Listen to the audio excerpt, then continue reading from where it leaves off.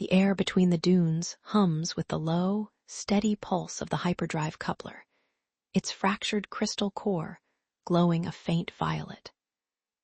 Dane leans against the workbench, his boots caked in dust from the sandstorm that passed 3 days ago, now a memory as distant as the stars. His hands move with the precision of someone who's repaired enough engines to know when a part is dying, when the welds crack under pressure, when the coolant lines whisper of leaks, when the silence between sparks grows too long. The violet sky above isn't a sky at all, but a vast, undulating curtain of light, the crystal spires in the distance refracting it into a kaleidoscope of hues that bleed across the sand. He doesn't look up. Not yet. The work lamps cast long, jagged shadows over the scarred hull of the space pad, their glow pooling in the grooves of the metal, like liquid silver. Dane's tools are arranged in a loose circle around the coupler. A torque wrench with a chipped handle, a pair of pliers that bite into the air like they're waiting for something to grip, a vial of coolant that's been sitting open for hours, its contents evaporated to a thin film on the glass. He pauses, wiping his brow with the back of his hand, and for a moment, the only sound is the faint whir of the coupler's failing motor, a sound like a heartbeat slowing. His eyes flick to the corner of his vision. A movement. Not the wind, not the shifting sand, something there. He straightens, squinting against the glare of the lamps. The pad's door is sealed, the storm's aftermath having left it buried under a thin layer of dust. No one should be here, not unless they're one of the ghosts he's carried through the wars he never talks about. He exhales, a slow breath that carries the scent of burnt metal and old coffee, and steps toward the door. The sand is still warm beneath his boots, a reminder that the storm didn't fully clear. He crouches, brushing the dust aside with deliberate care, his fingers skimming the edge of the door's frame. It's locked. Of course it is. But the movement, that wasn't the wind. He leans closer, his breath fogging the glass, and for a moment the silence feels too loud. Then he hears it, a soft, uneven tap like a child's knuckles against metal. Dane freezes. The coupler's hum doesn't change. The lamps don't flicker. The only thing that moves is the dust, shifting in lazy spirals around the door. He leans back, his chest tight, and for the first time in weeks, the solitude of this place feels like a weight. Not the kind that presses down, but the kind that lingers, unspoken, in the spaces between thoughts. He waits. The tapping comes again, slower this time, as if the child is testing the air, measuring the distance between herself and the locked door. Dane's hand drifts to the pulse on his wrist, the old scar from a grenade blast still faintly warm. He doesn't reach for his weapon, doesn't reach for anything, just stares at the door, the light from the lamps painting his face in sharp, angular shadows. The tapping stops. A moment passes, then another. The silence stretches, thick and heavy, until Dane finally steps back, his boots crunching against the sand. He kneels again, his fingers brushing the dust, and this time he doesn't look up. He waits, his breath even, his mind cataloging the details.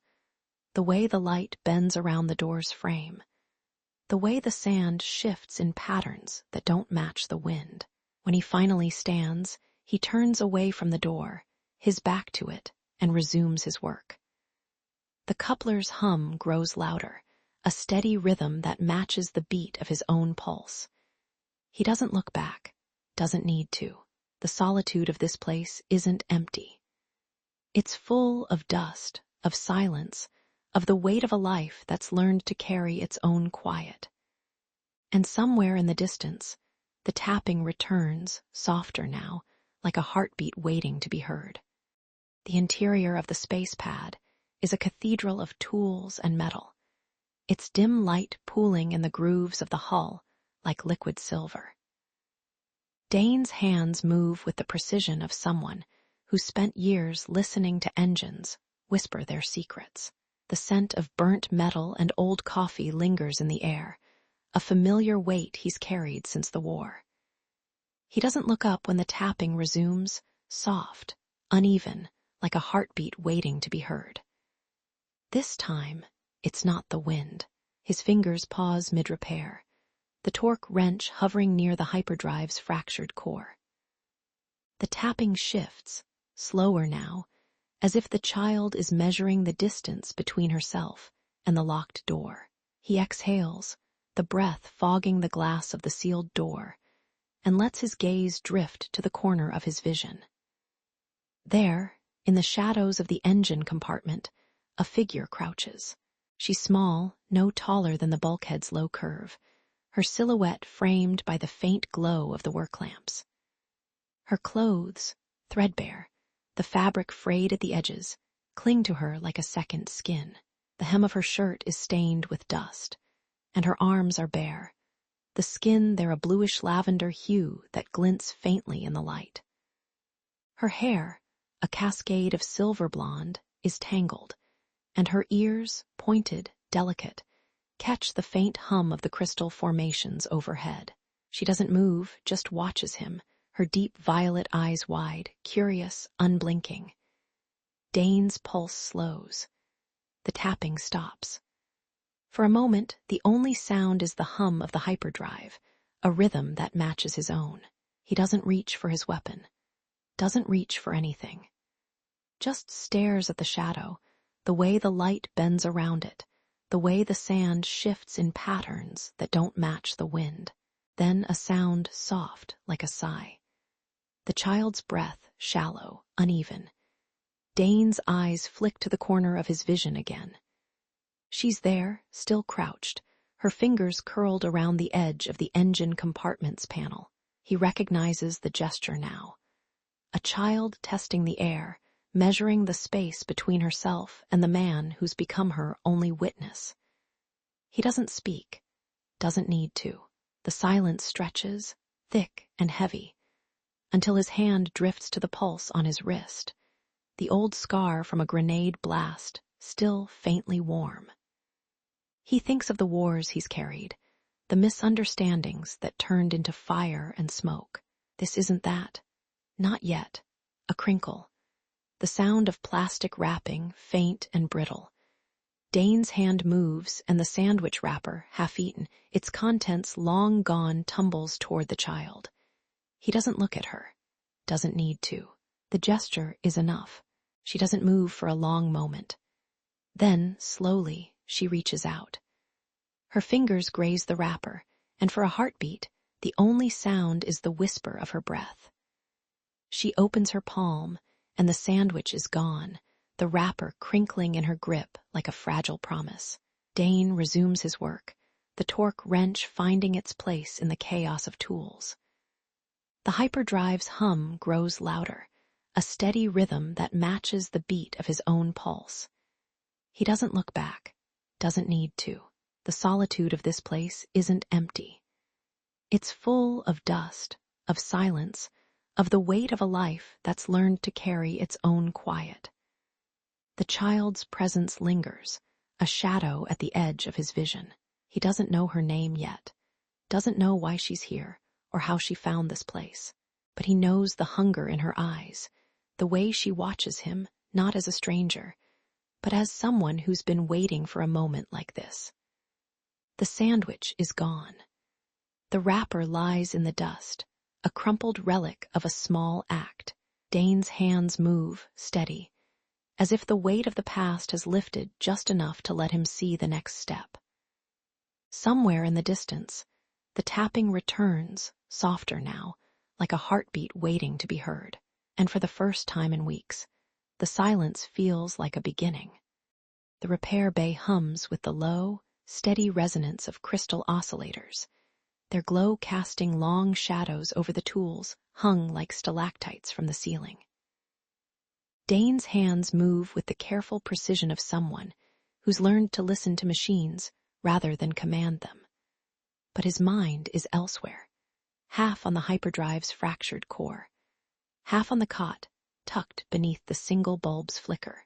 It's there Nera sleeps now, curled like a question mark against the bulkhead, her silver hair tangled into a nest of frayed strands. The cot itself is a thing of his making, a narrow frame scavenged from an old freighter, its slats worn smooth by the weight of her small body.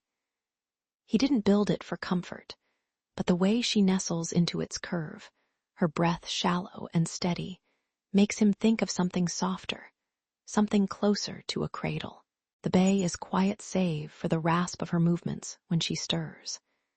She doesn't wake fully, just shifts, her pointed ears twitching at the sound of his wrench clattering against the floor. Dane watches her from the corner of his eye, the way her fingers brush the edge of the cot as if measuring its weight, its stability. She's learned the rhythm of this place now, how the light shifts with the crystals, how the tools hum when they're alive, how the silence holds a kind of music. He's taught her to recognize the frequencies, to listen for the vibrations that ripple through the metal like a heartbeat. She sits cross-legged on the floor now, her hands folded in her lap, her violet eyes fixed on the oscillators, as if they might speak to her. "Nera," he says, his voice a low murmur, the kind that doesn't demand attention, but asks for it anyway. She doesn't startle. Her head tilts, the movement slow, deliberate, as if she's parsing the sound like a puzzle. "You're supposed to be asleep." She blinks, her lashes long and dark against her bluish lavender skin, and for a moment the bay holds its breath. Then she smiles, a small, crooked thing that doesn't quite reach her eyes. "I was counting the crystals," she says. "There are 17. You didn't count them." Dane exhales, a laugh curling around the edge of his breath. "You're learning." "Is that a good thing?" He pauses, the wrench hovering midair. The question is a curve, a question that doesn't ask for an answer, but for a pause. He looks at her, really looks, at the way her fingers tap the floor in a rhythm that mirrors the oscillators, at the way her ears catch the faintest hum of the crystals, a sound he's come to recognize as her quiet study. "It's a start," he says.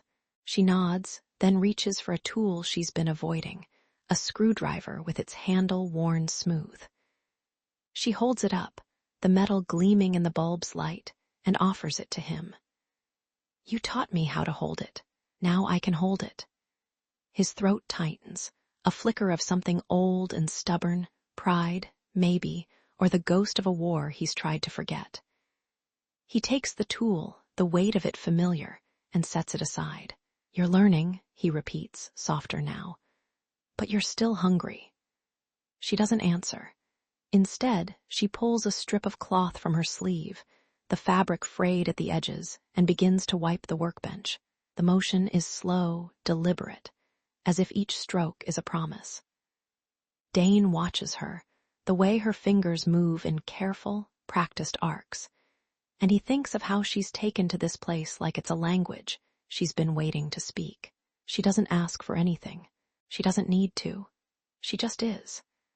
The days bleed into one another, the routines settling into a rhythm. She cleans tools in the mornings, her hands moving with a precision that suggests she's done this before.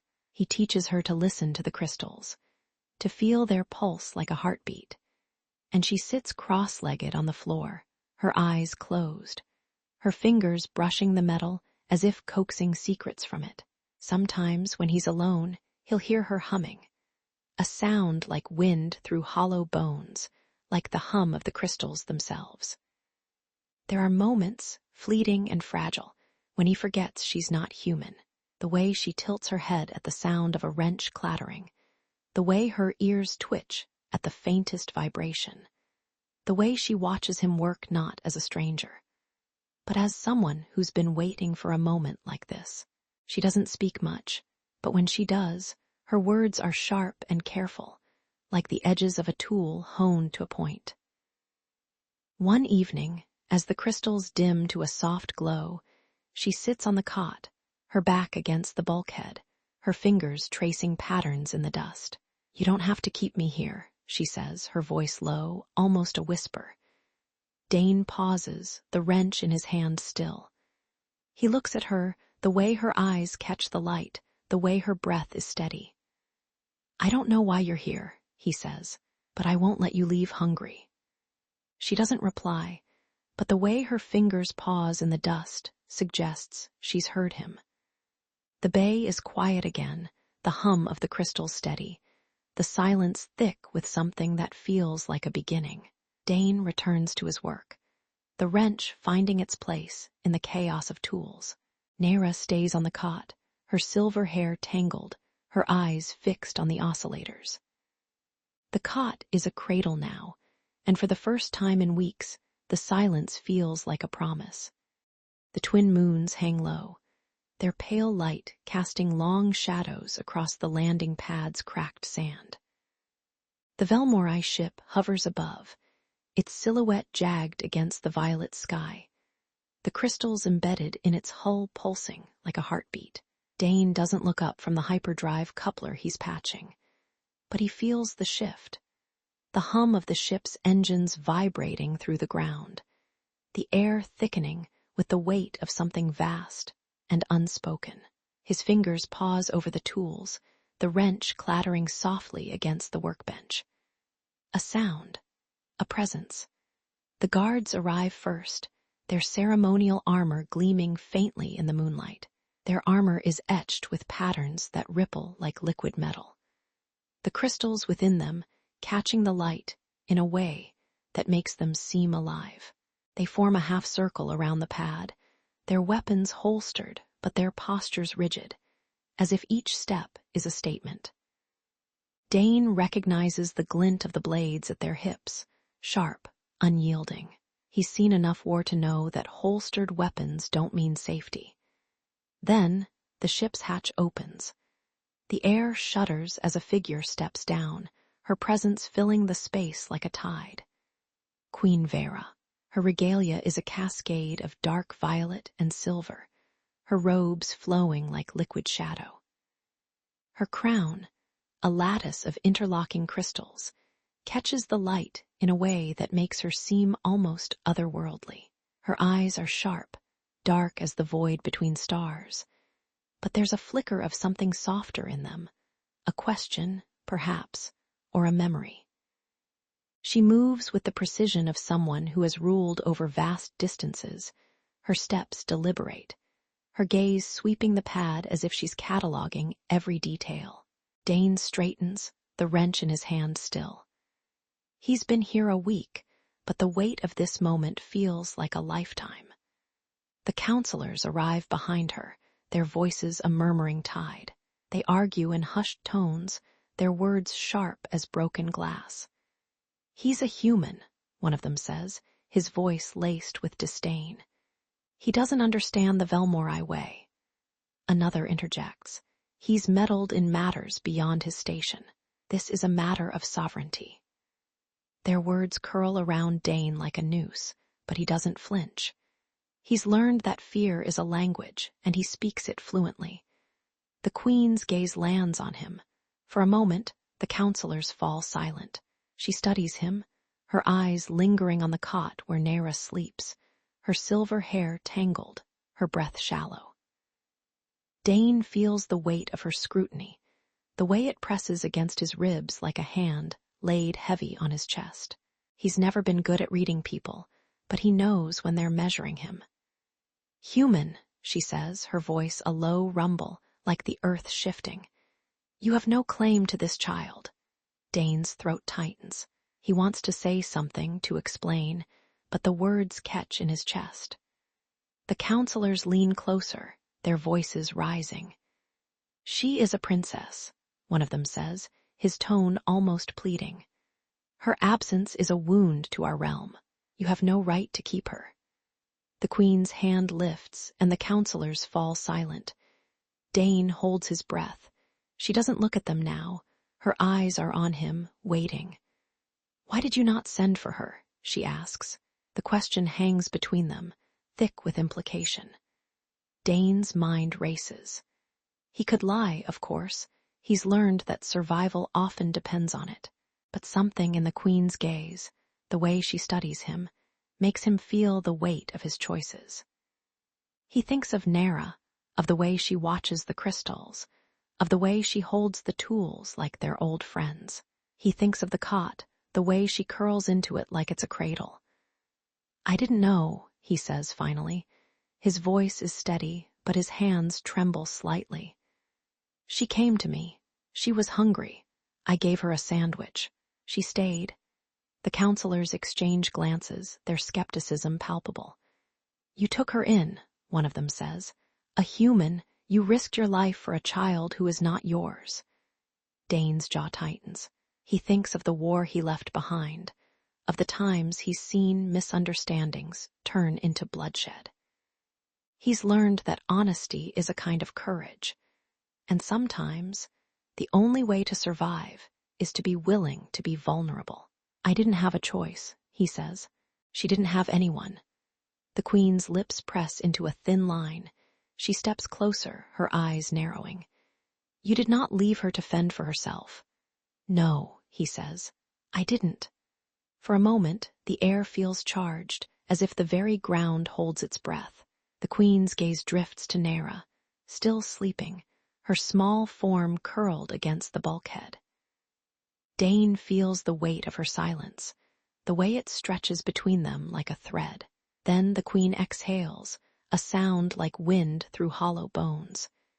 "She is my daughter," she says, "and you have earned something." The counselors murmur, but the Queen's voice cuts through their protest. "He has not acted out of greed or folly. He has acted out of necessity. And necessity is a language all realms can understand." Dane's chest tightens, the weight of her words settling over him like a shroud. He's been here a week, but this moment feels like a lifetime. He glances at Nera, her breath steady, her small hand curled around the edge of the cot. He doesn't know what comes next, but for the first time, he feels the faintest thread of something that might be hope. The Queen turns, her presence lingering like a shadow. "Come," she says, her voice a command wrapped in something softer. "We have much to discuss." Dane hesitates, the weight of the moment pressing against him. Then he nods. The counselors watch, their expressions a mix of anger and resignation. But the Queen's gaze is steady, her trust a fragile thing, forged in the quiet strength of a human's choice. As he follows her, Dane feels the first flicker of measured dread, not of fear, but of the unknown. The desert wind stirs, carrying the scent of sand and metal. And for a moment, he feels the weight of the stars above, the vastness of a universe that has just shifted in a way he can't yet understand. The chamber hums with a low, resonant vibration, the crystal panels lining the walls casting a soft, prismatic glow that shifts like liquid. Queen Vera sits atop her throne, her dark eyes fixed on Dane, her fingers curled around the armrest, as if gripping the edge of a blade. The counselors stand in a semicircle behind her, their voices a rising tide of disapproval. "You have no claim to her," one chants, his voice sharp as broken glass. "She is not yours to keep." Another interjects, "A human's hands are unclean, even if they feed a child." Their words curl around Dane like a noose, but he holds his ground, his back stiff, his fingers tightening around the wrench in his pocket. The weight of it is a reminder. This isn't just about Nera. It's about the war he left behind, the way a single misstep once turned a stranger's glance into a bullet. He steps forward, the floorboards creaking beneath his boots. The Queen's gaze doesn't waver. "She came to me," he says, his voice steady but his hands trembling. "Hungry, no place to go. I gave her a sandwich." The counselors scoff, their laughter sharp, but the Queen's silence stretches between them like a blade. Dane's throat tightens.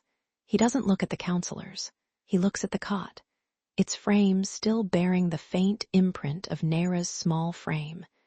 the way she'd curled into it like it was a cradle. He pictures her hands, calloused from cleaning tools, her violet eyes fixed on the crystals he'd once thought were just rocks. She didn't have anyone, he continues, his voice lower now, almost a whisper. I didn't have a choice. The words hang in the air, heavy with the truth of it. The counselors exchange glances, their skepticism palpable. One steps forward, his face twitching with disdain. You risked your life for a child who is not yours. What guarantee do we have you didn't take her for your own? Dane's jaw clenches. He wants to lash out, to say that he's not a thief, that he's not a man who'd harm a child. But the Queen's eyes are on him, waiting. He remembers the war, the way a single lie had once cost a friend his life. Honesty isn't always safe. It's just honest. He takes a breath, the scent of ozone and metal sharp in his nostrils. She didn't have anyone, he repeats, his voice firmer now. She was alone. I didn't leave her to fend for herself. The counselors murmur, their voices a discordant hum. The Queen's fingers tap once against the armrest, a sound like a heartbeat. Dane feels the weight of it, the way the room seems to hold its breath. Then the Queen speaks. You did not leave her to fend for herself. Her voice is a low rumble, like the earth shifting. But you did not send for her. The counselors fall silent, their protests stilled by her gaze. Dane's chest tightens. He thinks of Nera, of the way she'd watched him work, her curiosity a quiet fire that never dimmed. He thinks of the cot, the way she'd curled into it, her small hand gripping the edge like it was a lifeline. He thinks of the war, the way he'd once believed that survival meant silence, that honesty was a weakness. But here, in this moment, he's choosing something else. She was hungry, he says, his voice barely above a whisper. I gave her a sandwich. She stayed. The words feel like a confession, a risk. The counselors' faces twist in anger, but the Queen's eyes narrow, her expression unreadable. You gave her a sandwich, she repeats, her voice a blade honed to a point. And she stayed. Dane nods, the weight of her words pressing against his ribs. She didn't leave, not once. The Queen rises, her movement slow, deliberate. The counselors step back, their protests fading into the background. She approaches Dane, her presence a storm. She is my daughter, she says, her voice a mix of fury and something softer, something like grief. She is a princess. She was never meant to be left alone. Dane swallows, the taste of copper on his tongue.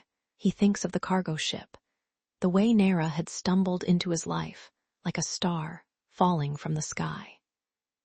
He thinks of the weeks they'd spent together, the way she'd learned to identify crystal frequencies, the way she'd watched him work with a quiet intensity that made him wonder if she'd ever been taught to trust. He thinks of the cot, the way it had become a cradle, a place of safety. She didn't know where she was, he says, his voice steady now. She stowed away. She was stranded. I found her. I gave her a sandwich. She stayed.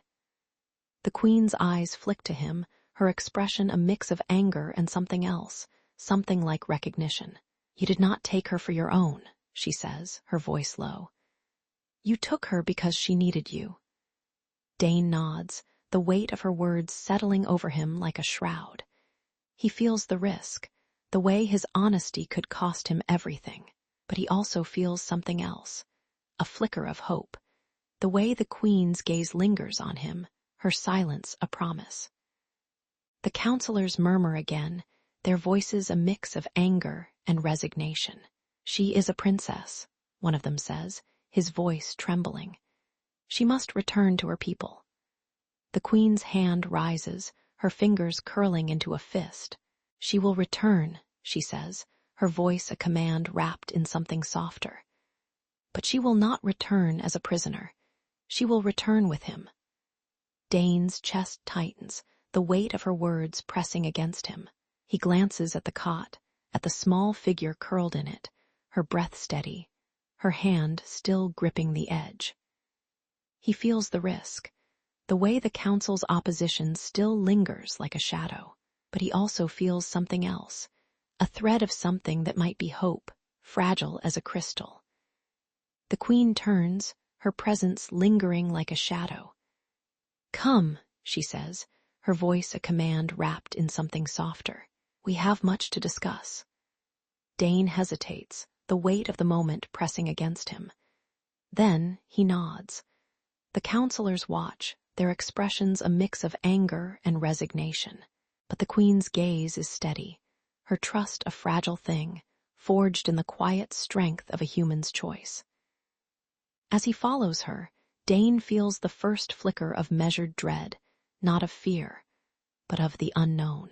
The chamber's crystals pulse with a soft light, casting long shadows that stretch across the floor. For a moment, he feels the weight of the stars above, the vastness of a universe that has just shifted in a way he can't yet understand. The chamber's crystals hum in harmony with the planet's distant rings, their prismatic light casting long, wavering shadows over the polished floor. Vera stands at the chamber's heart, her regal posture softened by the weight of her daughter's small hand clasped in hers. Nera's fingers curl around her mother's, a silent tether between them, while Dane stands at the edge of the room, his boots scuffing the marble as if he's still uncertain where he belongs. The air smells of ozone and something sweeter, perhaps the faint trace of a spice from the queen's robes, or maybe the lingering warmth of a memory Dane can't quite name. Vera's gaze flicks to him, her dark eyes narrowing, as if she's measuring the space between her pride and her curiosity. "You gave her a sandwich," she says, her voice a low tide retreating from the shore of her counselor's uproar. "And she stayed." The words are a command, but there's a pause, a breath, before she continues. The counselors, who had gathered in a murmuring cluster near the chamber's archway, fall silent. Their protests have been stilled, their faces a mosaic of resignation and simmering resentment. Dane notices the way one of them, the thin-featured man who'd accused him of unclean hands, shifts his weight, his shoulders hunched, as if bracing for a storm that's already passed. The queen's fingers tighten around Nera's wrist, her grip firm but not cruel. "She stowed away," she says, her voice cutting through the silence like a blade. "A child, alone in the belly of a cargo ship. She didn't mean to leave her people. She didn't know where she was going." Her words hang in the air, and Dane feels the weight of them settle in his chest. He thinks of the weeks they'd shared, the way Nera's violet eyes had followed him as he worked, her small hands gripping tools with a precision that suggested she'd learned everything she knew by watching. He thinks of the cot, how it had become more than a place to sleep, how it had been a cradle for a child who'd never known a home. The queen's gaze rests on him now, her expression unreadable. "You did not take her for your own," she says, her voice quieter, almost a whisper. "You took her because she needed you." Dane swallows, the taste of copper on his tongue, the same taste that had lingered after the last war. He remembers the way a single lie had once turned a stranger's glance into a bullet, how honesty had been a risk he'd learned to carry. But here, in this moment, the queen's words are a different kind of truth, one that doesn't demand a weapon, only a choice. He nods, his throat tight. "She didn't know where she was," he says, his voice steady now, the weight of the queen's gaze grounding him. "She was hungry. I gave her a sandwich. She stayed." The words feel like a confession, a risk, but there's no time to retreat. The queen's hand moves, her fingers tracing a slow arc through the air, and the counselors step back, their murmurs fading into the background. Vera turns to Dane, her regalia shimmering with the faintest light, as if the crystals themselves are listening. "You will come with us," she says, her voice a promise wrapped in something softer, something like recognition. You did not leave her to fend for herself. You gave her a place to rest. Her eyes meet his, and for a moment, Dane feels the weight of 1,000 unspoken things. The war he left behind, the choices he made, the quiet courage of a human who'd chosen honesty over silence. The Queen's hand slips from Nera's wrist, and she steps back, her movement deliberate, almost reverent. "You will be given a place in our court," she continues, her voice a command wrapped in something like grace. "But know this, your place is not earned by titles or blood. It is earned by what you did here, by the way you chose to see her, not as a threat, but as a child." Dane's chest tightens, the weight of her words pressing against him like the hum of the crystals. He thinks of the war, of the way he'd once believed that survival meant silence, that honesty was a weakness. But here, in this moment, he feels something else, a flicker of something that might be hope, fragile as a crystal. He looks down at Nera, her small hand still curled in her mother's, her violet eyes wide with the quiet wonder of a child who has seen the stars and found a home. The weight of the moment settles over him, not as a burden, but as a quiet acceptance. "Thank you," he says, his voice barely above a whisper. The words feel like a confession, a risk, but there's no time to retreat. The Queen's gaze lingers on him, her expression unreadable. And for a moment, Dane feels the weight of the stars above, the vastness of a universe that has just shifted in a way he can't yet understand. The counselors murmur again, their voices a mix of anger and resignation. But the Queen's gaze is steady, her trust a fragile thing, forged in the quiet strength of a human's choice. Dane feels the first flicker of measured gratitude, not of fear, but of the unknown. The chamber's crystals pulse with a soft light, casting long shadows that stretch across the floor. For a moment, he feels the weight of the stars above, the vastness of a universe that has just shifted in a way he can't yet understand. The ship's hum is a familiar song now, the same vibration that had thrummed through Dane's bones as he worked on the hyperdrive, the same rhythm that had lured Nera from the shadows and into his life. The crystals lining the walls pulse in soft, deliberate waves, their light catching on Nera's silver hair, which glints like moonlight in the dim glow.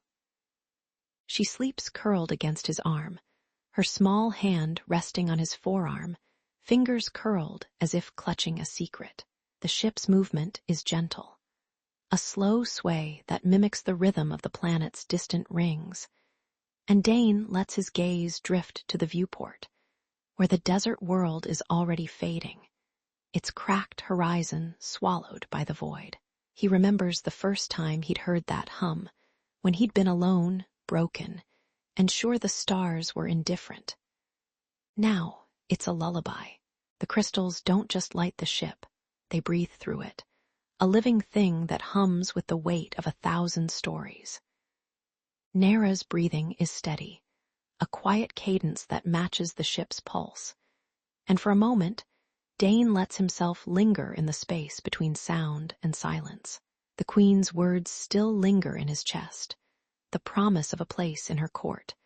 But here, in this quiet, he feels something else. The weight of a choice made, not for glory or survival, but for a child who'd wandered into the dark and found a hand to hold. His thumb brushes the back of her hand, a silent acknowledgement. She stirs, her violet eyes fluttering open, and for a heartbeat, she's wide awake, her gaze locked on his. Then she turns her head, her fingers curling into his sleeve, and her breath softens, her body sinking back into sleep. Dane lets his fingers trail over the curve of her shoulder, the faint ridge of her spine, the way her skin seems to shimmer with the same crystal light that fills the ship. He doesn't pull away. The ship's hum deepens, a low, resonant note that vibrates through the floorboards. Dane's boots scuff the polished floor, a habit he can't seem to break, even here. He traces the edge of the viewport, his eyes fixed on the planet shrinking beneath them, its jagged silhouette blurring into a smudge of gold and violet. The desert, the place where he'd once been a stranger, now feels like a memory, faint, distant, and unimportant. The Queen's ship is a different kind of home, one built not of stone or steel, but of light and quiet understanding. He thinks of the counselors, their murmurs still echoing in his mind, their resentment sharp as broken glass. They'd seen him as an outsider, a threat, a man who'd risked their queen's wrath for a child. But the queen had listened. Not for politics, not for power, but because she'd seen something in him, the same quiet courage that had led Nera to wander into his life, not as a danger, but as a question. Dane had answered it with a sandwich, a cot, and a choice to trust. The ship's hum shifts, a slow rise in pitch, and Dane turns his gaze inward. His chest feels lighter than it has in years, the weight of war and survival no longer pressing down like a shroud. He'd once believed honesty was a weakness, a risk that could cost you everything. But here, in this moment, it feels like a kind of strength. The Queen hadn't rewarded him with titles or power. She'd given him a place, not as a servant, but as someone who'd chosen to see Nera not as a threat, but as a child.